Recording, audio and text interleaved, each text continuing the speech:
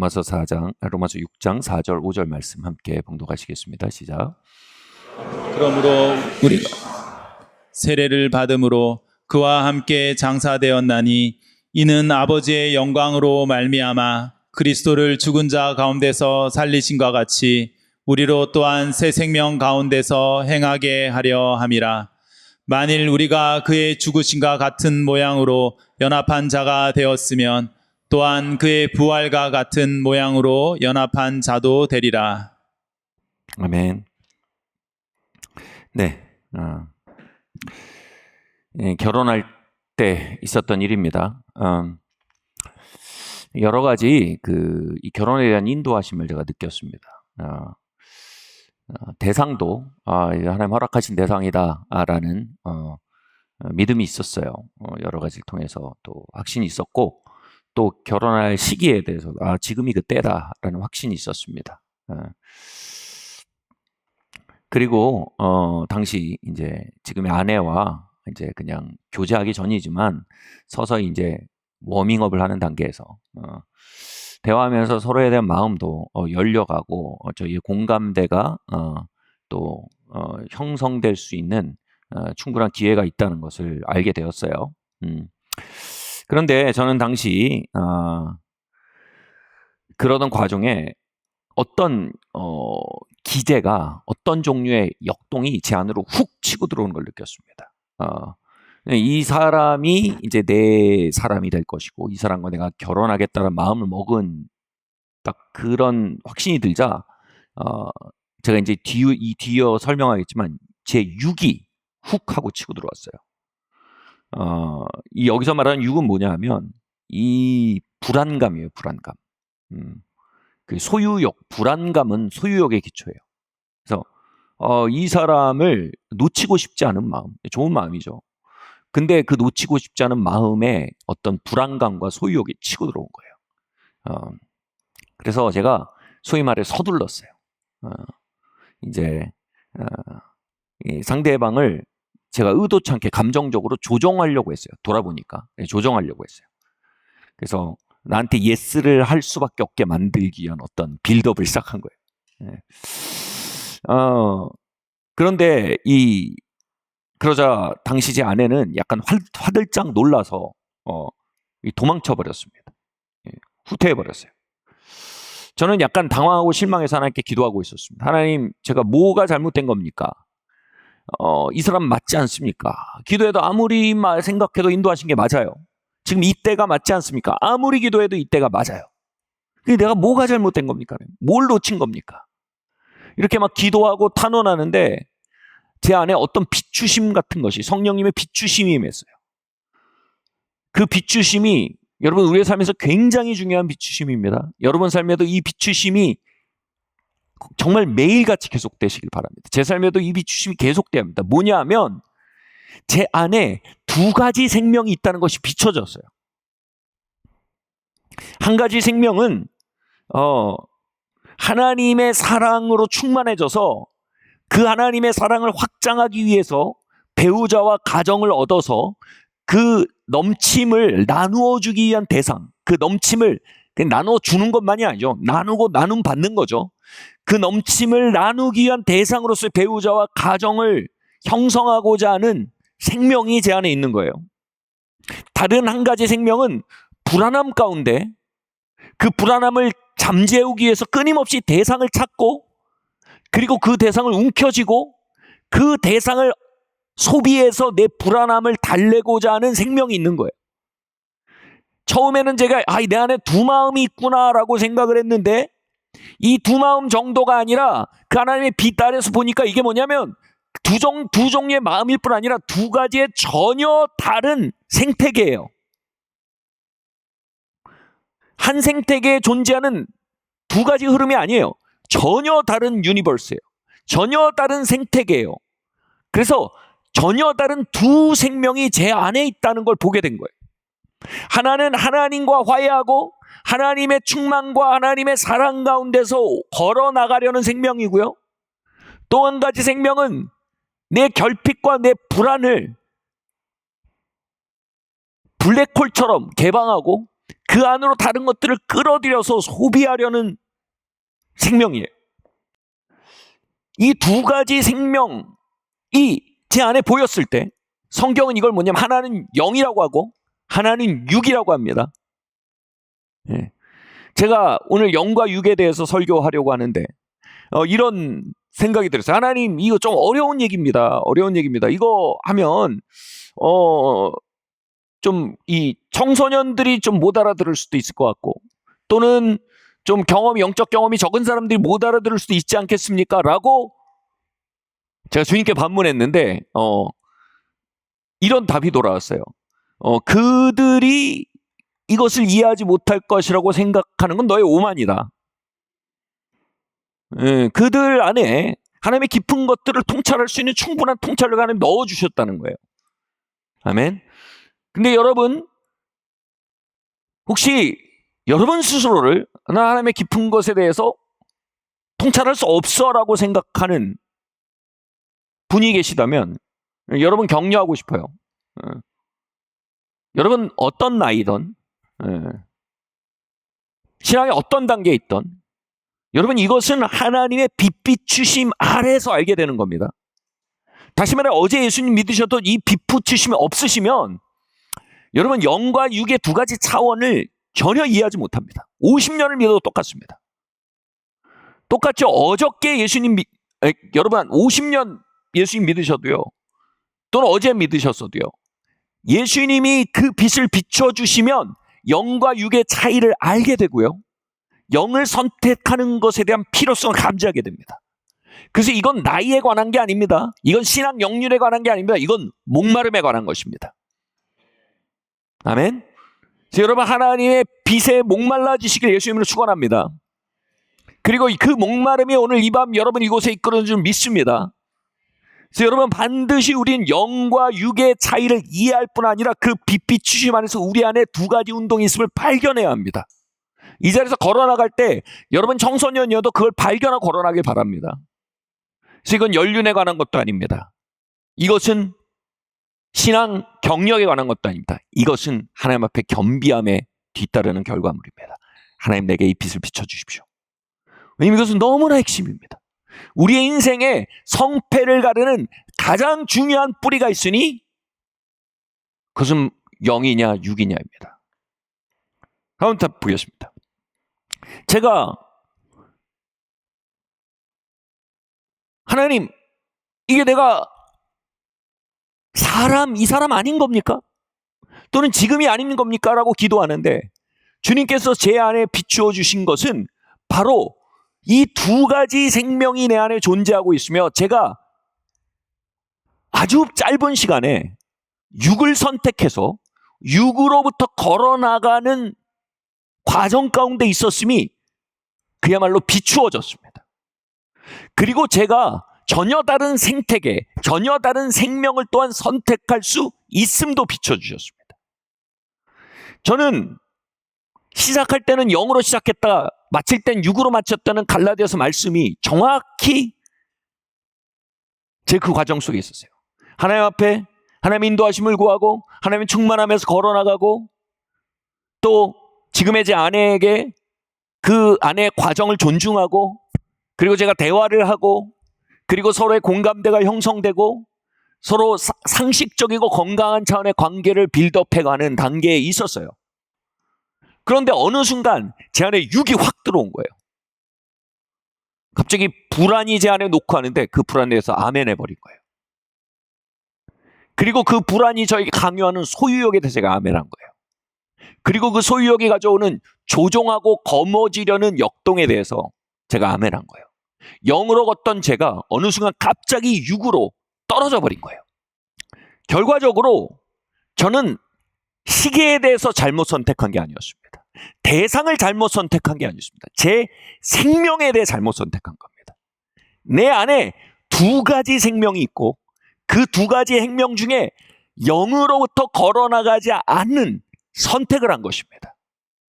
wrong timing, 잘못된 대상, 잘못된 때에 관한 것이 아니었습니다. 잘못된 생명에 관한 것이었습니다. 심지어는 제가 부도덕한 일을 해가지 않았어요. 잘못된 행동을 한 것도 아닙니다. 잘못된 뿌리를 선택했어요. 당시 아내는 당시 그 자매 이 아내 지금의 아내는 되게 영적인 여인이었습니다. 그렇기 때문에 뭐라 말로 설명할 수 없고 유추하고 귀납적 사고를 통해 귀결될 수 없는 답이었지만 이것이 자신이 타고 있던 흐름과 이질적인 흐름을 감지한 거예요. 뭐 다른 게 들어온 거예요. 그리고 문을 닫고 물러난 거예요. 그 위화감과 이질감을 느낀 거죠. 영적으로 느낀 거예요. 아, 이거 뭐 이상하다. 여러분, 우리의 삶에서 이 위화감과 이질감을 느껴야 돼요. 뭐 들어왔다. 내가 일을 진행하는데 이거 뭐가 들어왔다. 달라졌다 내가. 우리 부부 사이에 말이죠. 당신 달라졌다. 뭐 초심을 지킨다. 뭐 이런 얘기하는 게 아니에요. 우리 셀에서 말할 수 있어요. 당신 달라졌다. 안 이랬지 않냐 당신. 그 위화감과 이질감, 영과 육 사이에 그 두 개가 엄청 다른 겁니다. 근데 이 두 개가 스위치가 순식간에 일어납니다. 저는 아내에게 다시 가서 이 얘기했어요. 내가 이만하고 이만한 마음이 들어서 내가 당신을 소유하고 그러기 위해서 푸시한 동력이 내 안에 있었음을 고백했어요.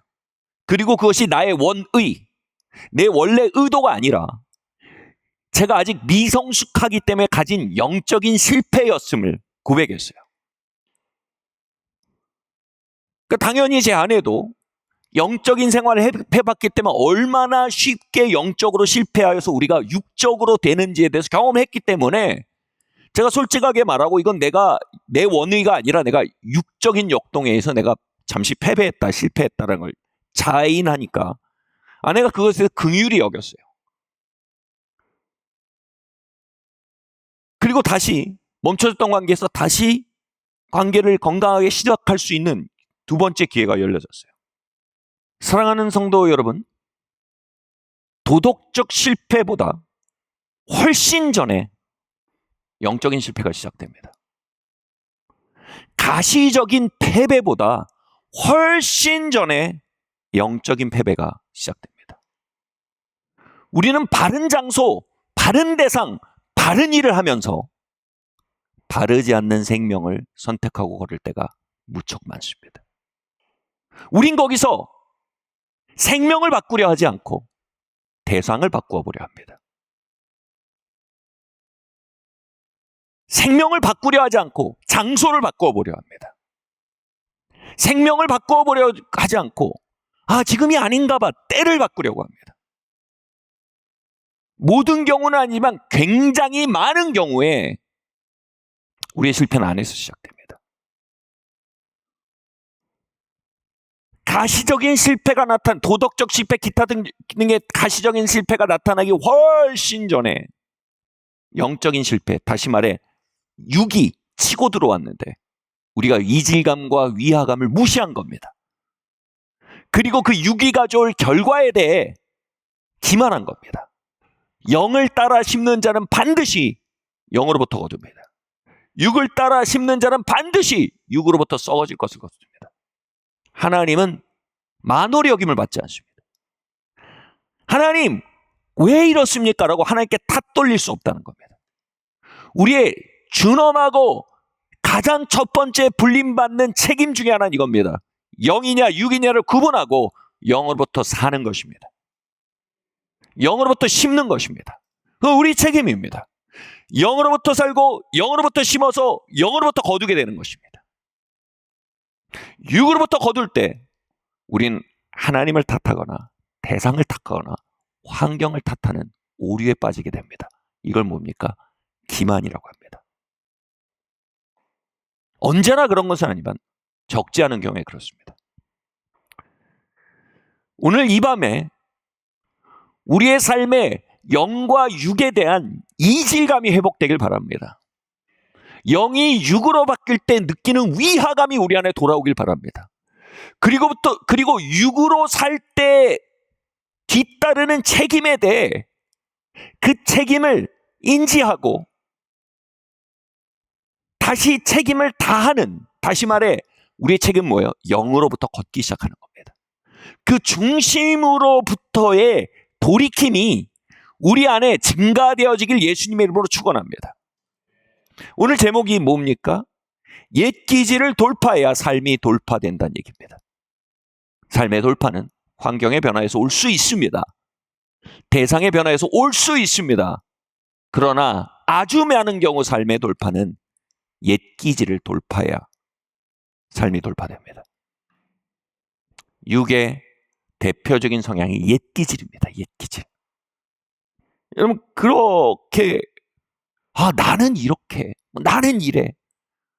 여러분 크리스찬은 그렇게 말할 수가 없습니다. 여러분. 내가 그리스도와 예수와 함께 십자가에 못 박혀는 그런 적이 이제 내가 상관없이 오직 내 안에 그리스도 예수께서 사신 것이라고 말하는 고백이 우리의 거듭남의 고백입니다. 근데 우리가 어떻게 나는 이래라고 말할 수 있습니까? 우리는 옛 기질에 대해서, 옛 기질로부터 사는 것에 대해서 두려움을 가져야 합니다. 그건 반드시 열매를 가져오기 때문입니다. 그리고 영으로부터 사는 일에 대해 굉장한 목마름과 소망을 가져야 합니다. 왜냐하면 거기에 진정한 삶의 돌파가 나오기 때문입니다. 그래서 우리의 옛 기질이 우리 안에 있는 영에 의해 돌파되기를 예수님으로 축원합니다. 마태복음 3장 10절 말씀 함께 읽겠습니다.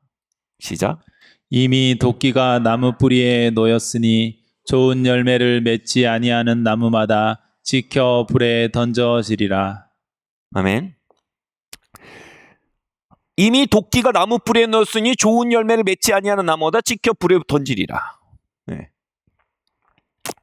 이 도끼가 나무 뿌리에 놓였다란 말은 주님이 우리를 다루시고 중요하게 생각하시는 차원이 열매의 차원이 아니라 뿌리의 차원임을 시사하고 계신 겁니다. 대학교 1학년 시절에 저는 마음과 마음이 이어질 때라는 책을 읽고 있었습니다. 그 말씀을 풀어서 잘 쓰여내려간 책인데 말씀 안에서 진정한 교제가 무엇인지, 진정한 사랑의 교제가 무엇인지 아주 잘 쓰여진 책이었습니다. 그 책을 읽는데 소위 말해 비추심이 임했어요. 영에 의한 교제가 무엇이고 육에 의한 교제가 무엇인지에 대해 명료한 빛이 임했습니다. 한 가지는 결핍과 불안을 채우기 위해서 대상을 끌어당기고 소비하는 패턴입니다. 이게 육이에요. 다른 한 가지는 하나님 아버지의 부으심 아래 항상 채워지고 흘러넘치는 그릇으로서 그 빈 그릇이 하나님의 사랑의 폭포로 가고 그 흘러넘침이 있고 그 흘러넘침을 나누기 위해 나아가는 패턴입니다. 이것은 그 비추심이 얼마나 명료했는지 두 가지 관계에 대한 개념이나 신학에 대해서 깨달은 게 아니고요. 내 안에 관계를 주도하는 두 가지 생명에 대한 실제를 보게 되었어요. 그리고 한쪽 생명, 하나님의 사랑으로 채워지고 충만해져서 그것을 나누기 위해 나아가는 생명이 얼마나 영광스러운지 명확하게 보여질수록 한쪽의 영광이 명확해질수록 다른 한쪽의 누추함이 명확하게 보여졌습니다.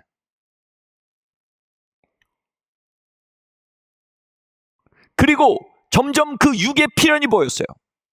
내가 이 생명을 고집하고 살 때 나는 다른 사람들을 계속해서 그들의 부르심으로부터 나 중심으로 끌어들여서 내 필요와 내 불안을 메워주기 위한 소모품으로서 그들을 빨아당기며 살 수 없다 밖에 없다는 필연이 그 기도 안에 그 비추심 안에 보여졌습니다. 다시 말해 그 육으로 사람들에게 나아가고 있는 한 나는 거대한 블랙홀이라는 사실이 보여졌습니다. 여러분 이런 경우 많이 보셨죠? 미래를 향해 전진하는 젊은 시기에 이게 얼마나 기회의 시간입니까? 영적으로 성장해야 되고요. 커리어상에서도 성장해야 되고요. 여러분 젊은 시간은요 정말로 어마어마한 비옥한 땅입니다. 그런데 이 젊은 시기에 사랑이란 이름으로 서로를 소모하고 불태우는 관계들에 대해 우리는 압니다. 이건 사실상 육적인 사랑이죠. 자신의 불안을 자극하기 위해, 있기 위해 자극제로서, 진통제로서 상대방을 끌어들이는 종류의 관계입니다. 저희 아이들 친구 중에 이런 친구가 있었어요. 대입대였는데, 자꾸 대입을 얘기해서 그렇긴 하지만, 대입대였는데 남자아이는 이미 합격을 위한 충분한 점수를 획득한 나이였어요. 근데 여자아이는 그리로 가는데 아직 6개월에서 7개월 정도 열심히 달려야 그가 원하는 그 점수를 얻을 아직 미치지 못한 여자아이였어요. 근데 이 남자아이가 자기가 준비가 끝났다고 이 여자에게 프로포즈한 거예요. 그리고 교제를 시작한 거예요. 그걸 보면서 주변에서 다 공분을 느꼈어요. 이 남자아이가 이 여자아이의 얼마나 중요한 기간에 대해서 아무 상관없는 거예요. 자기 그냥 연애의 대상을 찾는 거예요. 얼마나 중요한 시간을 불태우면서 자신의 감정을 따뜻하게 만들기 원하는지 그 아이는 자각을 못한 거예요. 이런 식으로 우정이란 이름, 애정이란 이름으로 각자의 하나님이 주신 항해를 향해 나아가는데 그 항해에서 떨어져서 내 주변에 머물고 나에게 자신의 삶을 소비하게 만드는 것. 여러분, 이게 애정이라면요, 이건 죄입니다. 윤리적으로 죄가 아니에요. 기독교 윤리적으로, 신학적으로도 그걸 죄라 규정할 수 없을지 몰라요. 그러나 영적인 뿌리로 들어오면 그건 육이고, 뿌리로 들어오면 그건 옛 생명이고요. 그것은 하나님께로부터 멀어진 삶을 지탱하기 위한 라이프 스타일입니다. 그들에게 필요한 건 서로가 아니에요. 그들에게 필요한 건 영원한 사랑의 폭포이신 하나님께로 가고 그 빈잔을 채우는 일이에요. 율리시스가 항해할 때 사이렌이란 요정들이 매혹적인 노래를 부르며 그 항해자들을 항로에서 이탈시킵니다. 그리고 사이렌의 노래소리에 이끌려 온 배들은 그 사이렌이 있는 섬에 주변에 있는 산호초에 걸려서 다 좌초하고 난파합니다. 육적인 사랑, 그것은 우정이라는 이름으로, 애정이란 이름으로 서로를 하나님의 부르심과 하나님을 알아가는 여정, 하나님의 부르심과 하나님의 뜻을 이루어가는 과정, 한 사회에서 커리어를 완성해가는 과정, 기타 등등 과정에서 불러내어서 난파시키는 강력한 유혹임을 제가 그때 20살이었어요. 그때 하나님의 빛 앞에서 보게 됐어요. 많은 이들은 그것을 낭만이라고 말했어요. 그러나 그 빛 앞에서 그것은 파괴였어요. 저는 이 20살 때 이 영과 육의 두 가지 생명의 운동에 대해 빛비추심 안에서 보게 된 것이 제 삶에 얼마나 중요한 일인지를 지금 20년이 훌쩍 넘은 20여 년이 훌쩍 넘은 30년이 다 돼가는 지금 얼마나 중요한 일인지를 지금도 깨닫게 됩니다. 왜요? 저는 지금 목회자가 되어 있습니다. 제가 목회를 함에 있어서 만약 육적인 관계로 목회를 한다면 어떤 일이 벌어질까요? 성도들이 하나님의 부르심과 영적 성장과 그들의 항로에서 나아가는 데 있어서 저는 의리라는 이름으로, 애정이라는 이름으로, 목회라는 이름으로 그들을 불러들여서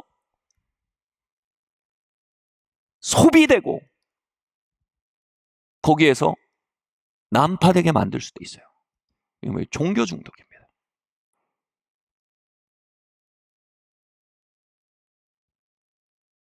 또 한편 저는 그들의 항로에 있어서 등대가 되어서 그들이 하나님의 부르심을 향해 나아가고 하나님의 영적 성장을 향해 하나님의 자녀로서 자유롭게 하나님 안에 성장해 나가도록, 성숙해 나갈수록 길을 비추는 등대가 될 수도 있습니다. 이것은요, 저의 다가오는 20살 때 그 비추심은요, 저의 다가오는 제 삶의 주실 은사와 부르심에 있어서 굉장히 중요한 두 기점이었습니다. 제가 등대가 되는 것과 사이렌이 되는 것의 차이를 그 당시 하나님 빛 주시면서 나의 본성 안에 두 가지 생명이 있음을, 내 안에 두 가지 생명이 있음을 그 빛으로 보지 않았다면요, 저는 그 위화감과 이질감을 모르는 목회를 하는 사람이 됐을 겁니다. 그럼 하나님이 저에게 기름을 부으시고 매력을 더하시고 영향력을 더하실수록 저는 더 많은 사람들을 난파시킬 수도 있는 사람이 되는 겁니다. 역사를 보면 하나님은 저에게 기름 부음을 맡기고 영향력을 맡기시기 이전에 사이렌과 등대의 차이를 명확하게 이해하게 만드셔야 했습니다. 그리고 사이렌으로 넘어가려는 육의 생명의 움직임을 느낄 때 위화감과 이질감을 느낄 수 있는 사람이 되게 하셨어야 했습니다. 다시 말해 열매가 맺히기 이전에 이미 뿌리에 도끼를 대서 그 뿌리를 다루셔야만 했습니다. 이와 똑같습니다. 하나님은 우리의 다가오는 시즌들, 우리의 삶에 부으실 것들, 맡기실 것들 앞서서 반드시 그것과 관련된 우리의 육을 선제적으로 다루셔야 합니다. 열매가 맺히기 시작하면 너무 늦습니다. 뿌리부터 다루셔야 합니다.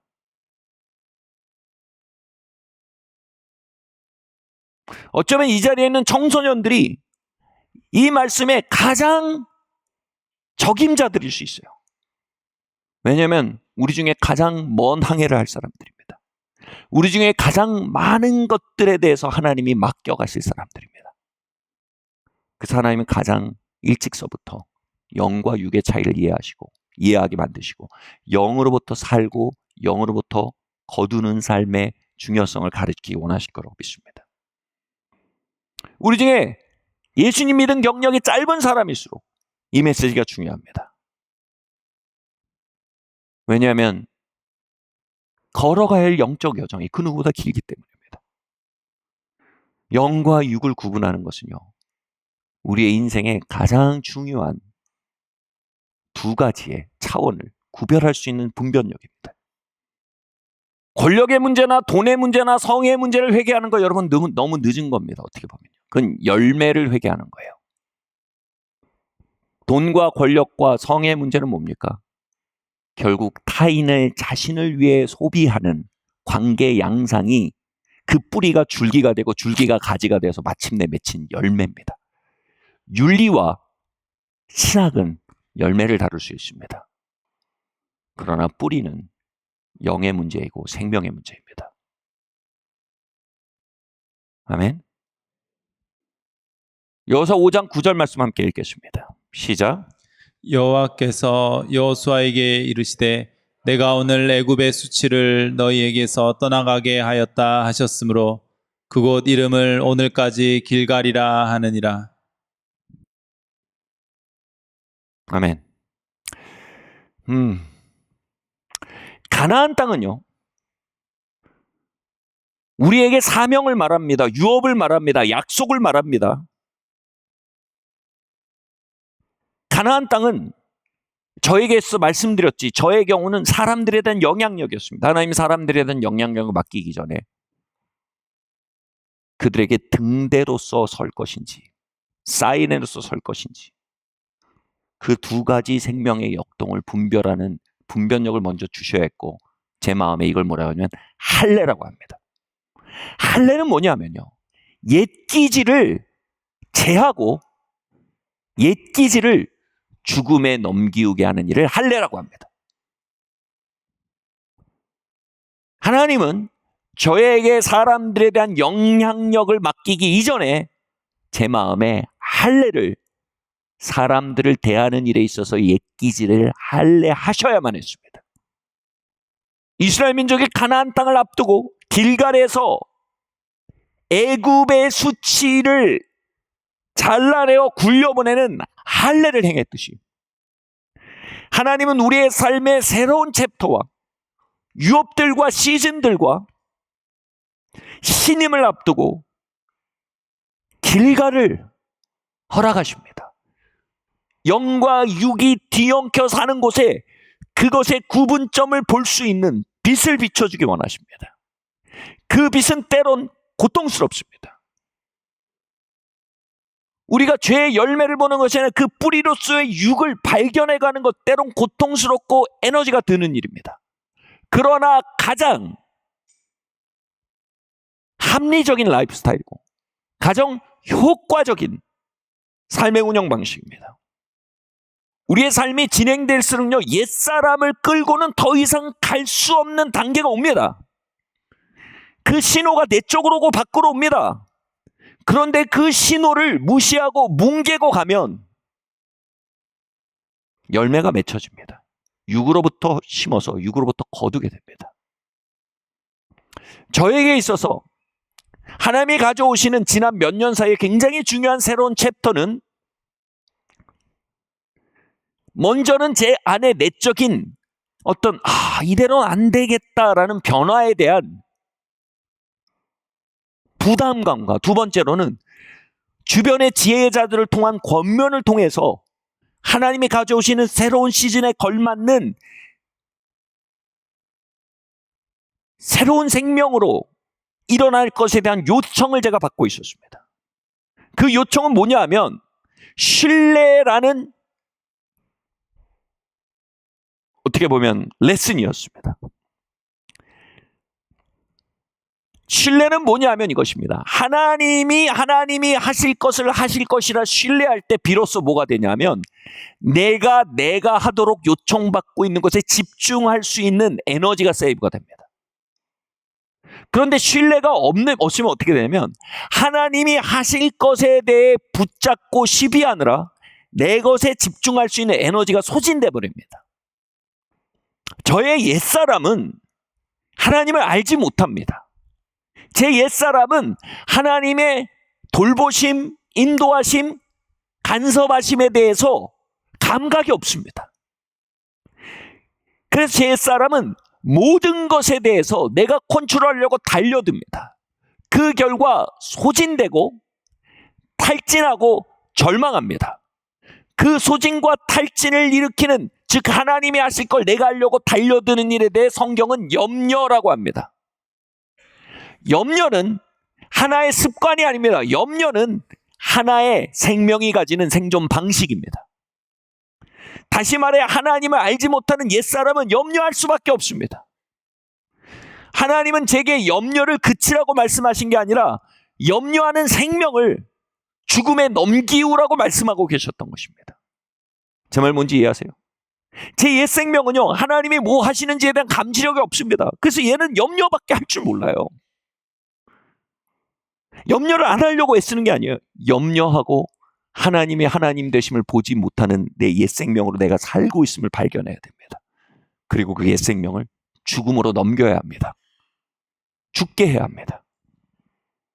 새 생명은 하나님의 행하심이 보입니다. 그리고 그 안에서 내게 요청받고 있는 일 무엇인지 보입니다. 그래서 하나님이 하시는 거 하나님께 맡기고 내가 그것에 집중할 수 있는 자유가 있습니다. 지난 3-4년간, 어쩌면 4-5년간 제게 있어서 이것이 굉장히 중요한 영적인 과제였고 도전이었던 이유가 뭐냐 하면 하나님은 제 삶의 전방위적인 확장의 때를 주기 원하셨어요. 그 이전에는 제가 다 끌어안고 끙끙거려도 어떻게든 매니지가 되는 수준이었습니다. 그런데 이걸 이만큼 늘려놓고 나시면 이건 도저히 내가 붙들고 끙끙거려봐야 어찌할 수 없는 수준이 돼버리는 거예요. 여기선 내 옛 생명으로 더 이상 한치도 살 수 없는 차원인 겁니다.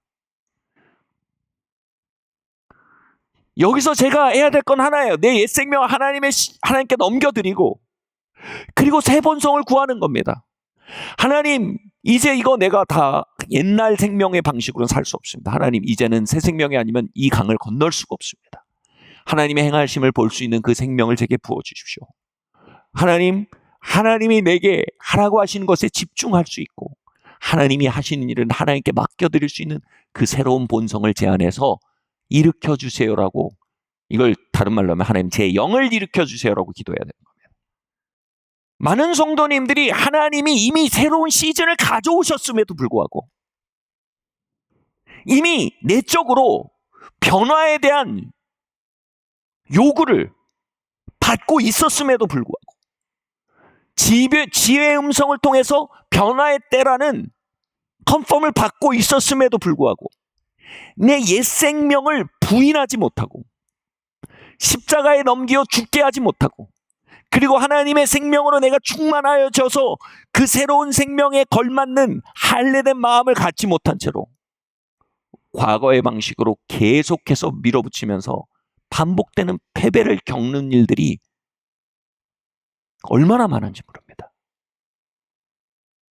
말씀드립니다. 때가 잘못된 것도 아니고 대상이 잘못된 것도 아닐 수 있습니다. 아, 내가 그렇게 뭘 죄를 지었나? 윤리의 문제가 아닐 수 있습니다. 하나님이 우리의 뿌리에 도끼를 대실 때가 있습니다. 야, 우리 변화의 길을 가자. 우리 이거는 죽음에 넘겨야 돼. 이거는 자기를 부인하고 십자가를 지고 나를 따르라는 그 부분이야. 이 생명은 이제 주장하면 안 돼. 이 생명은 이제 죽게 해야 돼. 그리고 네 안에 부활 생명, 새로운 영적 생명이 네 안에 시작되게 만들어야 돼. 네가 길갈에서 할례를 받아야 돼. 저는 그 할례의 시기를 지연시킴으로 말미암아 이전의 방식으로 도저히 거머쥘 수도 통제할 수 없는 수많은 것들 앞에서 전전긍긍하고 염려하고 불안하고 스트레스를 과도하게 받음으로 많은 붕괴를 경험하는 시간들을 경험했어요. 그 붕괴는 안에서 시작돼요. 내적 평화가 사라집니다. 그 주변 사람들에게 그 불안을 덤포합니다. 이것이 점점 커졌으면요, 어떤 열매로 이어졌을지 모릅니다. 원래 부르심 그 자리에 돌아가는 거예요. 하나님 그렇습니다. 이제 이 시즌에선 하나님, 내가 하나님을 신뢰하는 그 생명을 선택해야 합니다. 하나님, 이제 내가 다 통제하고 거머쥘 수 있는 그 옛 생명, 그런 하나님이 없다는 듯이 사는 이 옛 기질을 죽여야만 합니다. 하나님. 여러분, 그 부르심의 자리 아시나요? 그 부르심의 자리를 이해하시나요? 그 부르심의 자리를 경험하셨나요? 여러분, 그 부르심의 자리에서 반항하십니까? 순종하십니까? 딴청을 피우십니까? 모른 척 하십니까? 영으로부터 심으면 영으로부터 거둡니다. 육으로부터 심으면 육으로부터 거둡니다. 부디 그 부르심의 자리에서 영을 선택하는 여러분 되시길 예수님으로 축원합니다.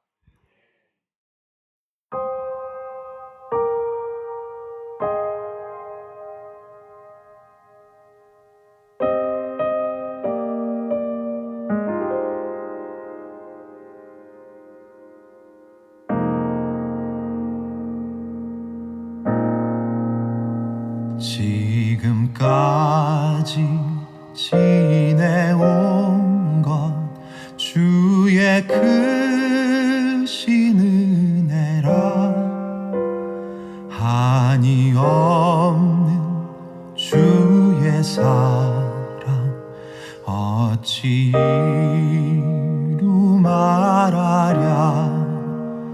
자나깨나 주의 손이 항상 살펴주시고 모든 일을 주 안에서 형통하게 하시네. 몸도 마음도 연약하나 새 힘 받아 살았네 물 붓듯이 부으시는 주의 은혜 족하다 사랑 없는 거리에나 험한 산길 헤맬 때 주의 손을 굳게 잡고 찬송하며 가리라 주님 다시 되올 날이 날로